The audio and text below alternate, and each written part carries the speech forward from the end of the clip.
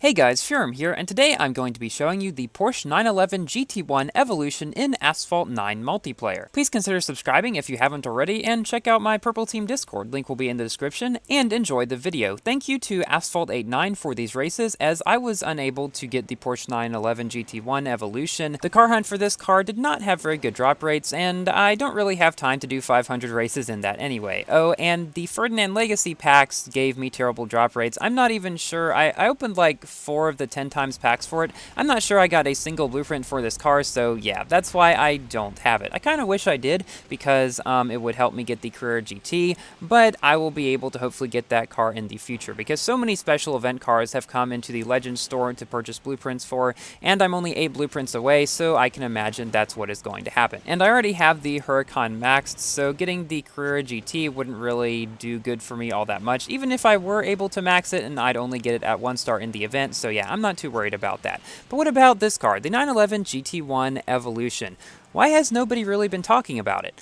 Well, it is one of those sort of odd cars that they add in the updates nowadays. Like the last one, or the one with the Rimac, whenever that was, they had 4 cars that were quite good, and then one, the Zero Uno, which was like mid B class, and everybody was confused as to what's the point of this car.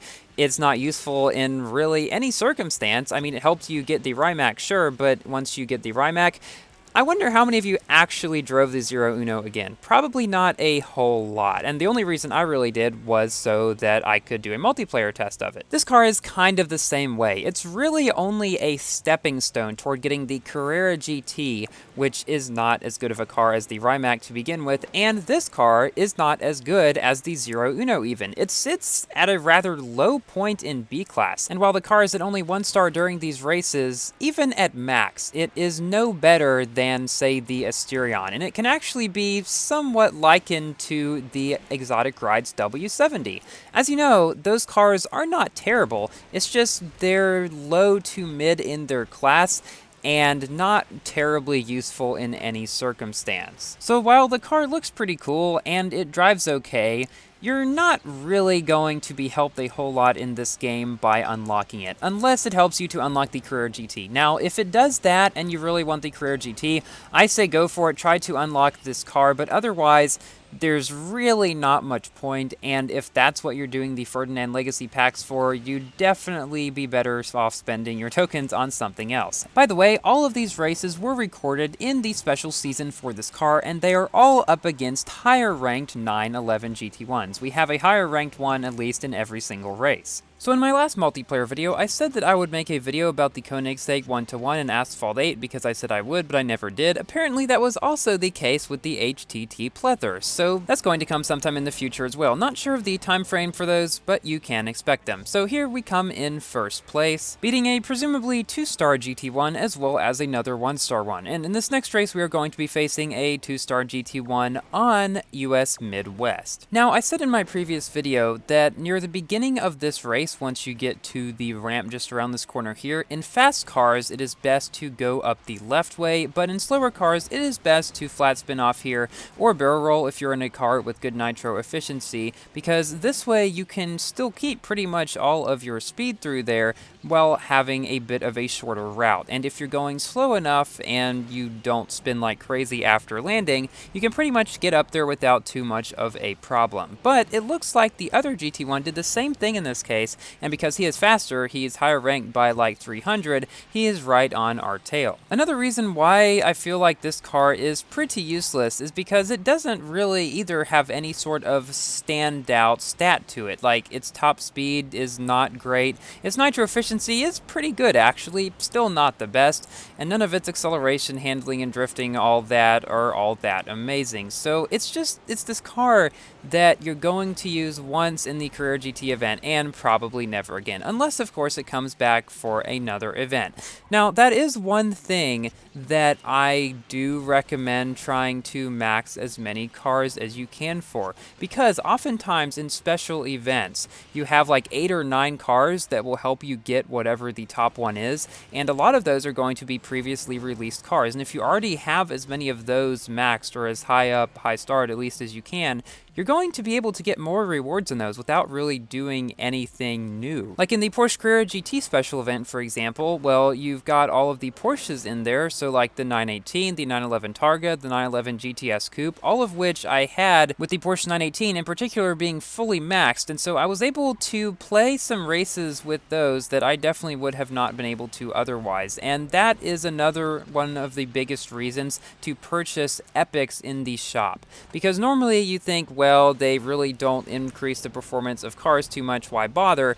But in these events, if they force you to gold out your car to be able to get a good amount of blueprints for whatever the car is in the event, the main one, well, they're going to come in very handy there. Here, that other 911 GT1, I think, tried to 360. I'm not sure if it was really intentional or not, but in any case, it is very close all throughout this race here. In a previous video, I said that the handling stat was mainly based on the car's turning and drifting speeds. Well, I think there's a bit more to it than that. A couple people pointed out in the comments that the Jesko, while it has a rather low, not the lowest, but still lower handling stat, its drifting speed is actually pretty good, one of the higher ones in the game.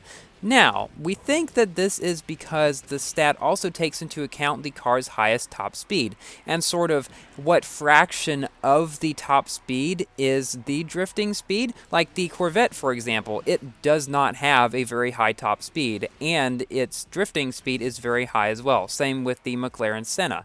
Those ones, because they don't have a super high top speed to begin with, will have a very high handling stat. However, cars like the Lycan or the Jesko or ones like this or like the Zenvo, pick any high-end S-Class car that has a very low handling stat, and you'll see that a lot of the time their handling speeds are actually pretty good. It's just compared to their maximum speed, they may not be quite as good ratio-wise as some more handling-oriented car that is not as fast in some lower class. Now in that last race there, we were facing a 3-star 911 GT1, the same as we are in this race actually. In that one, he managed to catch up around the final turn and pass us due to his better drifting speed due to being more upgraded, but let's see how we do in this race here against another 3-star 911. Now, I will be streaming this Saturday, March 25th at 4:30 p.m. GMT. I'll be doing the Porsche 911 GT4 Club Sport special event, as well as some multiplayer, as I always do. Again, I always like to do a stream whenever a new special event comes out, and the reason I didn't do one last week was because the event had just come out and I wanted a bit more time to get into it, so, you know, I could be more informative about it in my stream. A couple people have asked me if I will make a video about that special event, and I do not plan to because it is basically just the same as the previous special event. There's not really anything new to it. Now, I do wish they would change the tracks up some. This one that they have for the qualification rounds and this one, I feel like they've used before because I remember that awful turn with the car. Yeah, you guys know which ones I'm talking about. Last time we had one in Osaka, so that was very nice, but I kind of wish they would switch them up a bit more. So we beat that 600 higher ranked 911, and now on to our final race on Scotland against another higher ranked one, and it's time for my general review about this car. So, just as the car itself, there isn't much of anything remarkable about it. It looks like it feels okay to drive at 1 star. Now, I was able to test it at max, and it really did feel a lot like the W70 or Asterion. So that's pretty much what you're going to be getting if you decide to star up this car a bunch, which I would not really recommend doing unless it is like absolutely essential to getting the Carrera GT and you really want that car. But even in that case, I'm not so sure it's worth spending 10,000 tokens or whatever to unlock this car to get the Carrera GT at 1 star, which is really going to be of not much use to you. I mean, you guys choose how to spend your tokens, but this one in particular just doesn't feel worth it, and especially don't go for this one if you're not even trying to get the Carrera GT. You'd be even better off putting your tokens toward the current special event for the 911 GT4 Club Sport, because that one is actually going to be a very high-end A-class car, probably competing with the current Kings. So after some close little battles, we round the final bend to take the victory in this race. Thank you to Asphalt89 for these races, and thank you all for watching. Please like the video if you have enjoyed, and consider subscribing for more Asphalt and other games content, and be sure to tune into my stream this Saturday. And I will see you in my next video. Goodbye!